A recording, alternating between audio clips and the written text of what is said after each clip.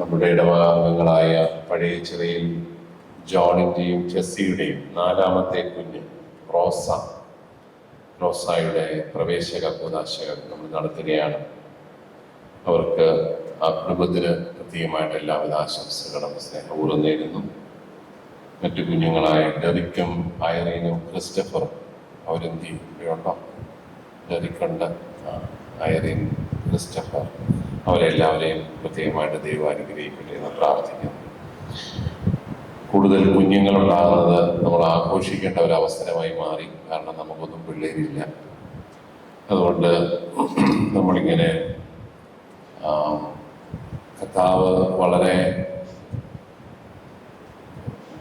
താല്പര്യത്തോടെ തിരഞ്ഞെടുത്ത് രൂപീകരിച്ച ഒരു സമൂഹം മക്കളൊന്നും ഇല്ലാതെ ശോഷിച്ച് ഇല്ലാതായി വരുന്നു. ഉള്ളവരാണെങ്കിൽ നാട്ടിലുണ്ട്, കാണാനുമില്ല. കഴിഞ്ഞ ദിവസം ഒരിട വകയിൽ ചെന്നപ്പോൾ പറയുകയായിരുന്നു, അവർക്ക് 1400 വീട്ടുകാർ റോഡിലുണ്ട്, പക്ഷെ 300 വീടുകൾ അടഞ്ഞു കിടക്കുകയാണ്. അവിടെ ഒരു മനുഷ്യനുമില്ല. സൺഡേ സ്കൂളിൽ വളരെ കുറച്ച് കുട്ടികൾ, 1ാം ക്ലാസ്സിലൊക്കെ കുറച്ച് കുട്ടികൾ മാത്രമേ ചേരുന്നുള്ളൂ. അങ്ങനെ നോക്കുമ്പോൾ അടുത്ത ഒരു 10 വർഷം കഴിയുമ്പോൾ എത്ര കുട്ടികൾ ഈ സൺഡേ സ്കൂളിൽ കാണും, ഇടവകയിൽ കാണും? അങ്ങനെ ഒരു സങ്കടം പറയുന്നത് കേട്ടു. യഥാർത്ഥത്തിൽ നമ്മുടെ സമൂഹം അതിനെക്കുറിച്ച് വേണ്ട രീതിയിൽ അവബോധമുള്ളവരാണോ എന്ന് ഇപ്പോഴും സംശയമുണ്ട്.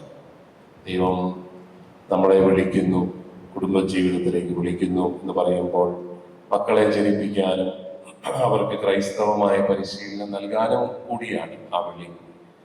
അത് നമ്മുടെ ഇഷ്ടാനുസരണമല്ല, ദൈവം ആഗ്രഹിക്കുന്നത് പോലെയാണ് മക്കളെ ജനിപ്പിക്കേണ്ടത്. ഞാൻ ദമ്പതികളോട് സംസാരിക്കുമ്പോൾ പറയാറുണ്ട്, നിങ്ങൾക്ക് വേണ്ടിയാണ് നിങ്ങൾ മക്കളെ ജനിപ്പിക്കുന്നതെങ്കിൽ ഒരു കൊച്ചു പോലും തികച്ചു വേണ്ട. കാരണം മെനക്കേണ്ട ഇതിനെ വളർത്തിയെടുക്കാൻ ആരെക്കൊച്ചു. പക്ഷേ കുഞ്ഞുങ്ങൾക്ക് വേണ്ടിയാണ് കുഞ്ഞുങ്ങളെ ജനിപ്പിക്കുന്നതെങ്കിൽ കൂടുതൽ മക്കൾ വേണം. കാരണം എന്താ? അവർക്ക് ഇണങ്ങാനും പിണങ്ങാനും സ്നേഹിക്കാനും അവർക്ക് പങ്കുവയ്ക്കാനും എല്ലാം ആൾക്കാരും. അത് അവരുടെ സമപ്രായക്കാർ തന്നെയാകുന്നതാണ് ഏറ്റവും നല്ലത്. അങ്ങനെ ഒരു കൂട്ടായ്മയുടെ അനുഭവമൊക്കെ കുടുംബത്തിൽ പഠിക്കണമെങ്കിൽ കൂടുതൽ മക്കൾ വേണം. അങ്ങനെയാകുമ്പോൾ കുറച്ചുപേരൊക്കെ വിദേശത്ത് പോയാലും ആരെങ്കിലുമൊക്കെ നാട്ടിൽ നിൽക്കാനായിട്ട് കാണും. ഏകാന്തമാകുന്ന കുടുംബങ്ങൾ എന്ന വലിയൊരു വിപത്തിൽ നിന്ന് നമ്മുടെ സമൂഹത്തിന് രക്ഷപ്പെടാനായിട്ട് സാധിക്കും.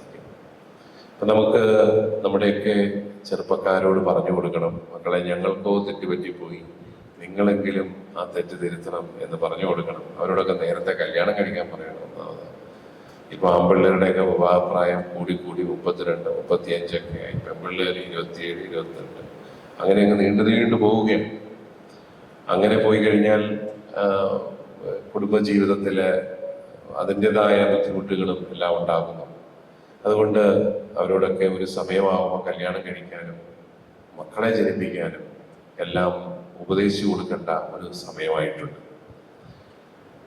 നമ്മൾ പലപ്പോഴും ഈ കുഞ്ഞുങ്ങളുടെ കാര്യങ്ങളൊക്കെ അതിൻ്റെ ഒക്കെ പിശുക്ക് കാണിക്കുന്നതിൻ്റെ ഒരു കാരണം സാമ്പത്തികമാണ്. പിള്ളേരെ വളർത്തിയെടുക്കാൻ പാടാണ്, രണ്ടുപേരും ജോലി ചെയ്യുന്നു, സമയമില്ല, അങ്ങനെയൊക്കെയുള്ള കാരണങ്ങൾ പറഞ്ഞാണ് പലപ്പോഴും മക്കളെ വേണ്ടെന്ന് വയ്ക്കുന്നത്.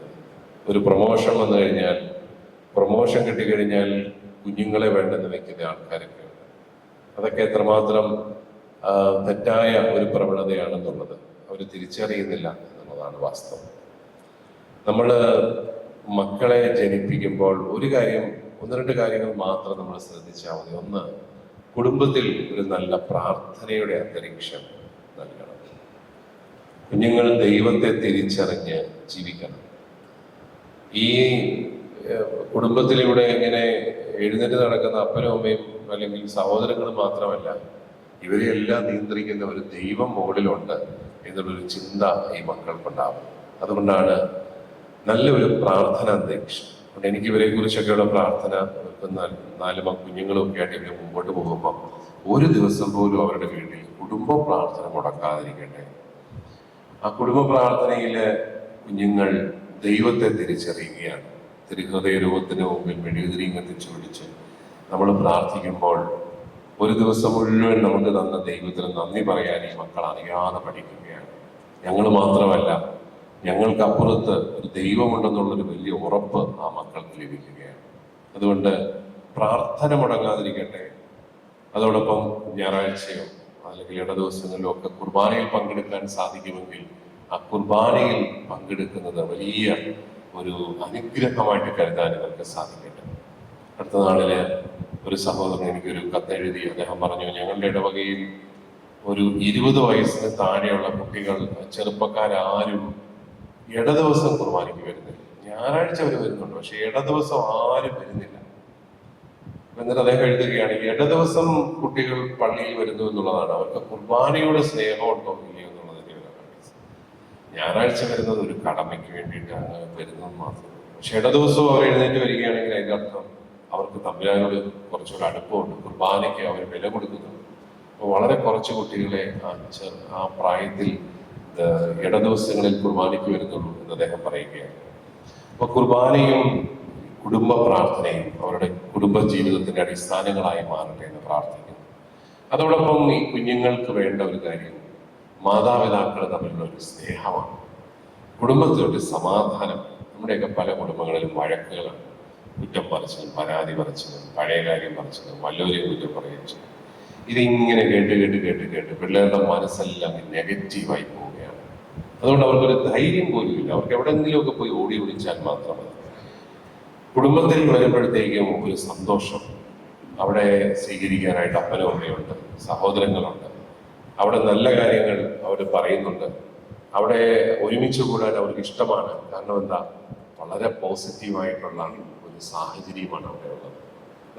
നമ്മുടെ സുവിശേഷത്തിന്റെ ഒരു പ്രത്യേകത നിങ്ങൾക്കറിയാം. അപമാനത്തിന്റെയും പരാജയത്തിന്റെയും ചിഹ്നമായ കുരിശിനെ തന്നെ മഹത്വത്തിന്റെ ചിഹ്നമാക്കി മാറ്റി. അതാണ് ഈ പുഷ്പിച്ച കുരിശ് സൂചിപ്പിക്കുന്നത്. നമ്മുടെ വിശ്വാസം മുഴുവൻ നമുക്കതിൽ സമാഹരിക്കാം. കുരിശ് പുഷ്പിച്ചു എന്ന് പറഞ്ഞാൽ എന്താണ്? കുരിശിൽ സഹനമുണ്ട്. കർത്താവ് നമുക്ക് വേണ്ടി സഹിച്ചു, മരിച്ചു. പക്ഷെ ആ സഹനവും മരണവും, സഹനത്തിലും മരണത്തിലും തീർന്നില്ല, അത് പുഷ്പിച്ചു, ഉത്ഥാനത്തിലേക്ക് അത് മാറി. അപ്പോൾ ഏറ്റവും നെഗറ്റീവായതിനെ ഏറ്റവും പോസിറ്റീവാക്കുന്ന വിശ്വാസമാണ് ക്രൈസ്തവ വിശ്വാസം. നമ്മുടെയൊക്കെ മക്കൾക്ക് നമ്മൾ നല്ല ചിന്തകളും നന്ദിയുടെ അനുഭവങ്ങളുമാണ് കുടുംബത്തിൽ കൊടുക്കേണ്ടത്. ഈ പരാതി പറച്ചിലും കുറ്റം പറച്ചിലും വഴക്ക് പിടുത്തു മിണ്ടാതിരിക്കലും അങ്ങോട്ടും ഇങ്ങോട്ടുമുള്ള ശീതസമരങ്ങളും യുദ്ധങ്ങളും ഒക്കെ അവസാനിപ്പിച്ച് ചില സമാധാനത്തിന്റെ അന്തരീക്ഷം കുടുംബത്തിലൊന്ന് കൊടുത്തു നോക്കി. നിങ്ങളുടെ കുട്ടികൾ കുടുംബജീവിതത്തെ ആസ്വദിക്കാനായിട്ട് തുടങ്ങും.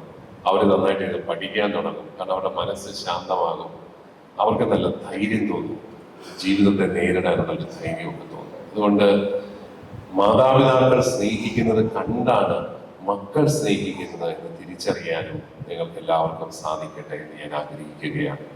മാതാപിതാക്കൾ സ്നേഹിക്കുന്നത് കണ്ടാണ് മക്കൾ സ്നേഹിക്കുന്നത്. അതുകൊണ്ടാണ് എല്ലാ ദിവസവും ഒരു 10 മിനിറ്റെങ്കിലും മാതാപിതാക്കൾ സ്നേഹവർത്തമാനമൊക്കെ പറയണം.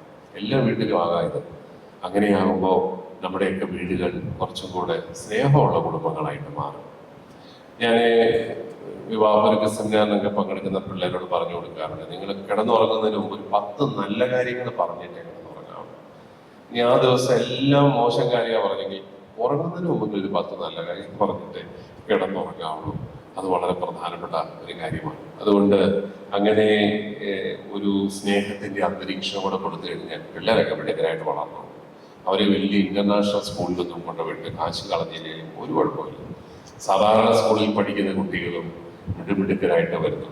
നമുക്കൊക്കെ ചിലപ്പോൾ സിവിൽ സർവീസിലൊക്കെ റാങ്ക് കിട്ടുന്ന കുട്ടികളുടെ ചരിത്രം പഠിക്കുമ്പം അവർ സർക്കാർ സ്കൂളിലൊക്കെ പഠിച്ച കുട്ടികൾക്കും റാങ്ക് കിട്ടുന്നുണ്ട് സിവിൽ സർവീസ്. അപ്പോ ഇന്ന് സ്കൂളിൽ വിട്ടാലേ ശരിയാവണമെന്നൊന്നുമില്ല. പക്ഷെ കുടുംബത്തിൽ ഈ നല്ലൊരു അന്തരീക്ഷം ഉണ്ടാക്കി കൊടുത്താൽ നമ്മുടെ കുട്ടികളൊക്കെ മിടുക്കരായിട്ട് വളർന്നോളും. ഈ കുഞ്ഞിന്ന് പ്രവേശക കൂദാശകൾ സ്വീകരിക്കുന്നു, മാമോദീസ, തൈലാഭിഷേകം, വിശുദ്ധ കുർബാന. മാമോദീസായിലൂടെ പരിശുദ്ധാത്മാവിനെ സ്വീകരിക്കുന്നു. തൈലാഭിഷേകത്തിലൂടെ പൈശാചിക ശക്തികളിൽ നിന്നുള്ള ആ മോചനം ലഭിക്കുന്നു. പരിശുദ്ധ കുർബാനയിലൂടെ ആത്മീയ പാഥേയമായ കുർബാനയുടെ അനുഭവം ആ കുഞ്ഞിന് ലഭിക്കുകയാണ്. നമ്മൾ ഇതൊരു ക്ലബിൽ അംഗത്വം എടുക്കുന്നത് പോലെയല്ല ഈ മാമോദീസ നടത്തുക.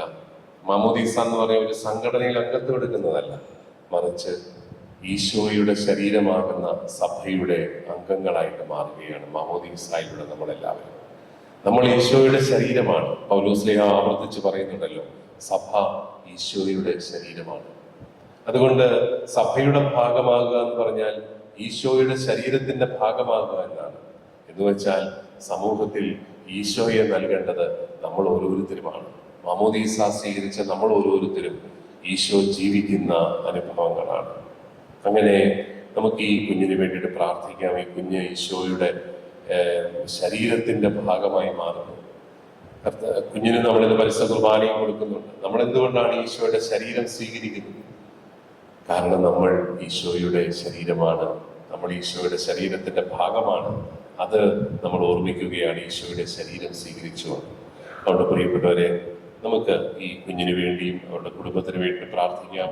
നമ്മുടെ ഇടവകയിൽ ധാരാളം കുടുംബങ്ങളിൽ ചെറുപ്പക്കാരി ദമ്പതികൾക്ക് ധാരാളം മക്കളുണ്ടാകട്ടെ എന്ന് ആഗ്രഹിക്കുകയും പ്രാർത്ഥിക്കുകയും ചെയ്യാം.